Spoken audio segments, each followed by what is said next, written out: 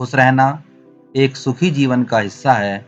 आपका खुश रहना बताता है कि आप एक खुशहाल ज़िंदगी जी रहे हैं। अगर आप अपनी ज़िंदगी में खुश नहीं हैं, तो आप किसी भी परेशानी का सामना नहीं कर सकते। आपको हर परेशानी, हर दिक्कत बड़ी लगने लगेगी। आप जो भी काम करते हैं, उसमें पूरी तरह से लगे रहें और काम के प्रति पूरा समर्पण भाव रखें।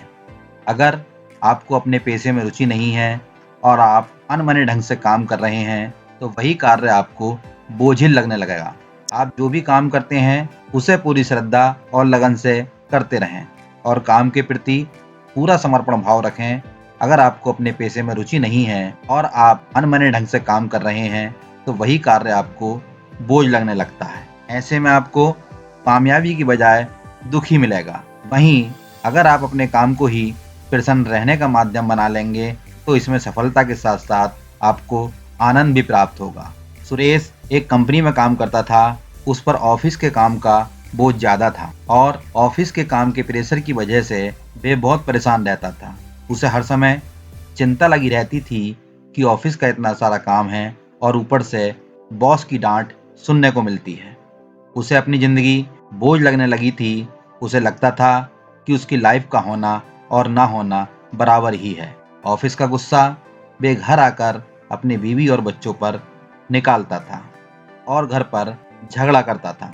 जब भी किसी दोस्त की कॉल आती, तो कॉल को काट दिया करता था। यदि रिश्तेदारों की कॉल आती, तो वे गुस्सा करने लगता था। एक दिन वे अपने घर में ऐसे ही बैठा हुआ था और कुछ सोच रहा था। तभी उसका बच्चा उसके पास में आया और आकर बोला, पापा मेरी हेल्प कर दीजिए।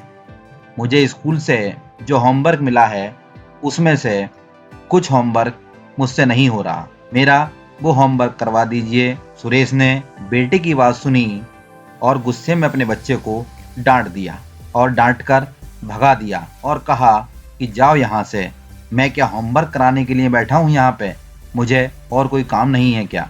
बच्चा पिता की डांट सुनकर चुपचाप वहाँ से चला जाता है। थोड़ी देर के बाद जब पिता का गुस्सा शांत हुआ, तो उसको लगा कि जाकर एक बार बच्चे की मदद करनी चाहिए, उसका होमवर्क करवाना चाहिए। तो पिता उस बच्चे के कमरे में गया तो देखा कि बच्चा होमवर्क करते करते हुए बैठा हुआ ही सो गया था। बच्चे के होमवर्क की कॉपी बच्चे ने अपने सिर पर रखी हुई थी और होमवर्क करते करते ही वे सो गया था। पिता ने कॉपी को उठाया और उसको लगा कि इसकी कॉपी को नीचे रख दिया जाए ताकि बच्चा आराम से सो सके। लेकिन जैसे ही वो कॉपी नीचे रखने वाला था, उसने सोचा कि इसने क्या लिखा है, चलो एक बार पढ़कर देख लिया जाए। बच्चे को ऐसा क्या होमवर्क मिला है जिसमें उसको पिता की मदद चाहिए थी। तो उसने देखा बच्चे का जो होमवर्क था, वो वास्तव में पिता के लिए एक शिक्षक था। उसको पढ़कर पिता को एक सीख मिलती है, तो आखिर उस होमवर्क में क्या था? उसने देखा उस कॉपी में लिखा था, वो काम जो हमें शुरू में अच्छे नहीं लगते, लेकिन बाद में धीरे धीरे अच्छे लगने लगते हैं। इस शीर्षक पर बच्चे को एक निबंध लिखना था। बच्चे ने इस निबंध का एक पैराग्राफ तो लिख दिया था, तो पिता ने वो पैराग्राफ पढ़ना शुरू किया जो बच्चे ने सबसे पहले लिखा था। उसमें लिखा था, thank you so much. Final exam का जो शुरू में हमें बुरे लगते हैं, लेकिन उनकी वजह से बाद में गर्मियों की छुट्टियां आ जाती हैं और हमें घूमने का अवसर मिलता है। उसमें आगे लिखा था, थैंक यू सो मच उन बेस्वाद कड़वी लगने वाली दवाइयों का जो शुरू में तो बिल्कुल अच्छी नहीं लगती, हमें उल्टी तक आ जाती है, लेकिन बाद में उनकी वजह से हम सब ठीक हो जाते हैं। फिर उस बच्चे ने आगे लिखा, थैंक यू सो मच उस अलार्म क्लॉक का जो सुबह सुबह हमें जगा देती है, हमें अच्छा नहीं लगता, लेकिन उसकी वजह से जब हम जाग जाते हैं तो हमें मालूम होता है कि हम जिंदा हैं। थैंक यू सो मच ऊपर वाले का। भगवान को उस बच्चे ने धन्यवाद कहा कि आपकी वजह से मेरे पापा मेरी ज़िंदगी में आए।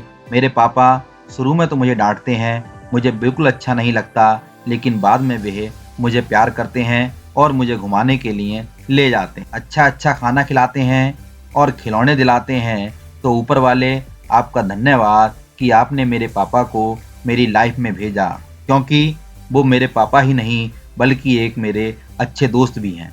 ये जो आखिरी की लाइन थी, इस लाइन ने इस आदमी को झकझोर दिया था और अंदर तक हिलाकर रख दिया था। वो नींद से जग गया और उसको लगा कि मेरी लाइफ में कितना कुछ है जो ये होते हुए भी मैं मिस कर रहा हूँ। उस बच्चे के निबंध को मन में रखते हुए वो बड़बड़ाने लगा और बोलने लगा, हे ऊपर वाले, थैंक यू सो मच, आपकी वजह से मेरे पास में घर है, और जबकि बहुतों के पास तो घर भी नहीं होता। क्या हुआ अगर मैं घर की ईएमआई चुका रहा हूँ? तो इसके बदले उसने बोला, थैंक यू सो मच ऊपर वाले, आपकी वजह से मेरे पास में परिवार है और बहुतों के पास तो परिवार भी नहीं होता। वो दुनिया में अकेले होते हैं, न जाने कितने लोग इस दुनिया में अकेले हैं। आपने मुझे परिवार दिया, उसके लिए थैंक यू।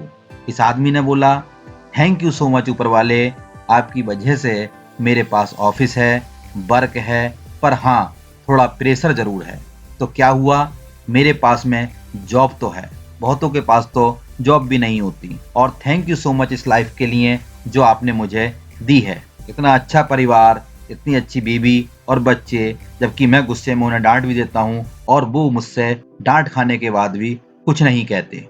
इस छोटे से बच्चे के निबंध ने पिता को वो सीख दे दी थी, वो हिम्मत दे दी थी जो उसमें एक नई ऊर्जा भर देती है।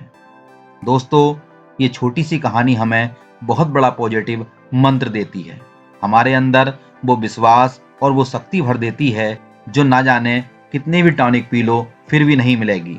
जिंदगी में जो मिला है उसमें खुशियां ढूंढिए और हर उस पल का थैंक्स कीजिए जो ईश्वर ने हमें दिया है। ये कहानी आपको कैसी लगी कमेंट करके जरूर बताना।